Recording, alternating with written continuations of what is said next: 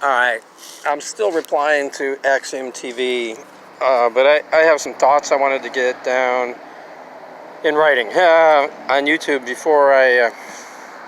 isn't this a pretty park?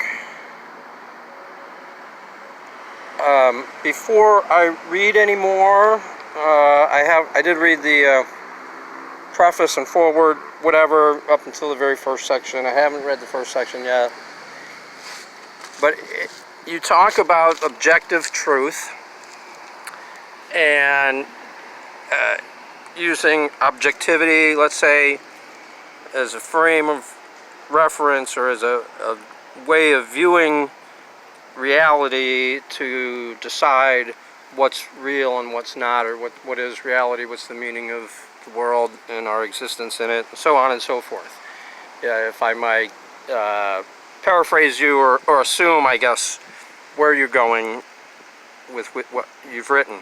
So a couple of things I wanted to say to address some of those issues. I like the idea of the objectivity. One of the tools I use in my thinking is trying to going up in order of magnitude in point of view of any, or down in order of magnitude. Order of magnitude just being a power of 10 multiplying by 10. 1 day, 10 days, 100 days, 1,000 days. Or there's other number sequences I use. 1, 2, 4 is one. The unit itself, doubling it, and then doubling that again to get 4 times. Anyways, there's useful number sequences. Order of magnitude being one of them. It's a useful way. And so when you objectify, and like when I look at my own life, for example, I can look at my internal thought patterns and my intentions and my motivations and my beliefs and so on and so on and so forth, and to arrive at some kind of truth about myself. But I can also step back and view myself as an object from an observation point removed. And so what do I have to judge or to evaluate about myself? Clearly the only thing I have is history, or as you say, yestery. I've got the past, and the observable past from an outside point of view that, let's even say they can't hear me, there's no way to communicate with me or even know my communications. So what do you have? You have my behavior.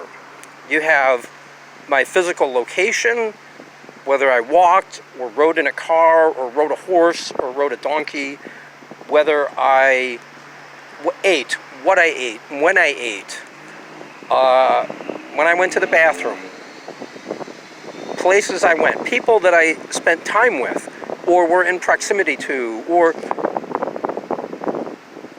what the weather was like and my interaction with the weather. You see, there's all these things that could be observed as sort of an impassive. Now, does that get to the truth of me? Well, let's say it doesn't matter whether it does or it doesn't. It gets to one truth, and one truth yields interesting analysis. And the one truth that I just described, I'm not trying to get somebody else on the video, sorry about that, dude, and your dog. So the one truth I just is sort of this objective, this idea of being objective. Now, that's one truth. I don't know that that's the only truth, and I don't know that it's the ultimate truth. For example, I really spend a lot of my time and effort and thought and interest on spiritual issues. I've got a copy of the Buddha book in my bag right here. Oh, well, I've got the Federalist Papers. Isn't that interesting? Started reading that. I've never read those. Right? What else I got in here? Oh, Writing Down the Bones, a classic by Natalie Goldberg. Good person there. And then I've got my Buddha book, The Teaching of Buddha, which is put out by this Japanese organization. There's the thing. So, I mean, look at what I'm reading. Look at what I'm doing. Look at so forth. That's a whole different truth there, isn't it? It explains or changes maybe what you see of how I behave. Interesting. And what if I've had experiences with interacting with the divine of some obscure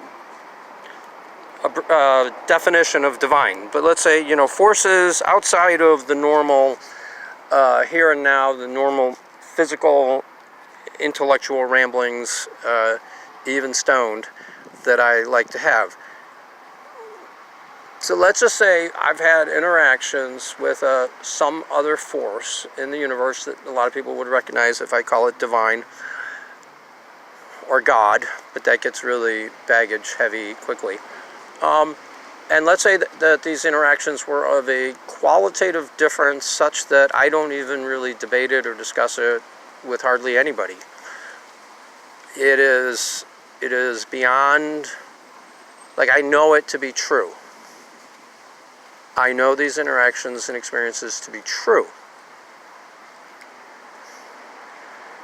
And I can't prove it, and I won't. And I can't explain it, and I won't. I have to a few people, like probably less than 5. And here I am doing it a little bit on YouTube, but I'm not going to go far. But I bring this up because, you know, I think there can be, let's say for argument's sake, there's an objective truth, and then let's just say there's like a spiritual truth, okay? A lot of people, so I have some very good friends that are devout, that are followers of Yeshua, Jesus Christ, and I might be one of them. Well, I am, okay? I like Yeshua.